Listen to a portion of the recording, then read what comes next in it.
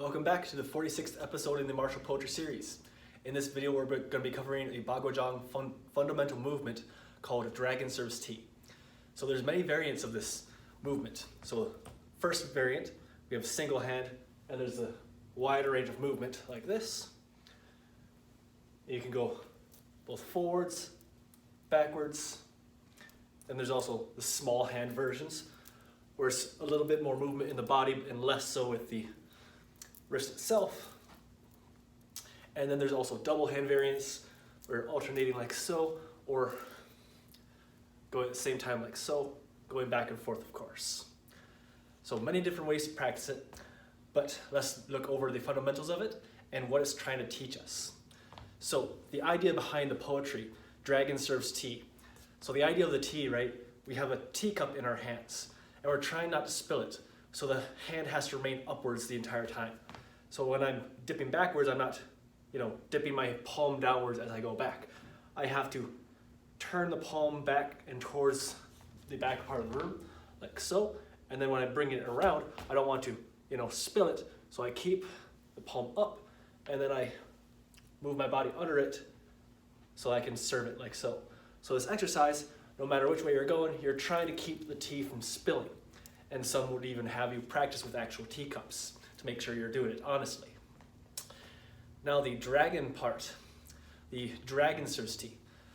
A lot of different Chinese martial arts talk about dragon body. And this is what it's trying to convey, is this idea of the dragon body.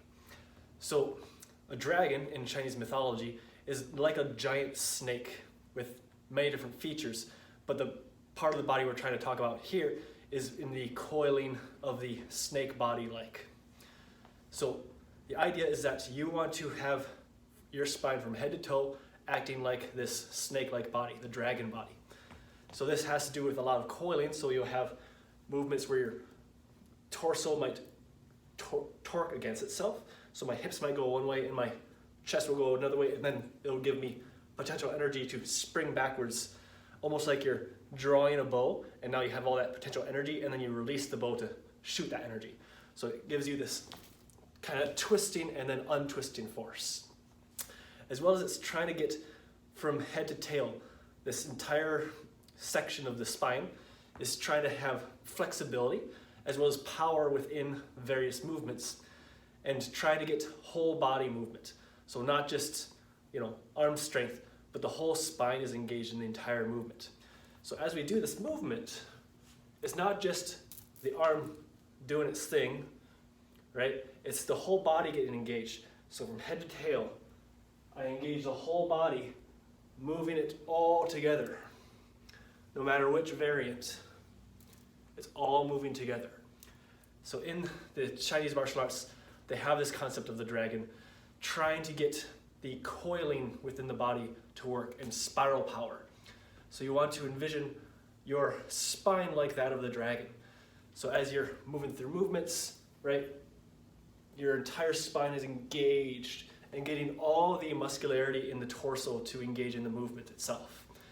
Basically, the muscularity of the torso wants to work in a sort of contractive chain of events. So one muscle will contract, then the next muscle will contract, and then the next muscle will contract.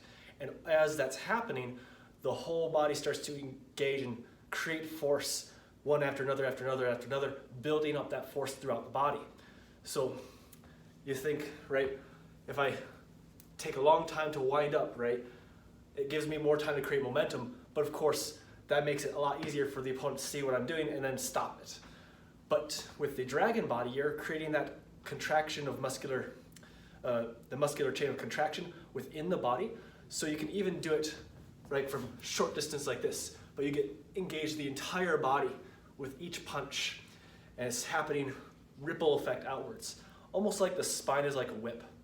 So you start at the bottom, get the tail going, and then the entire body ripples one after another to punch outwards.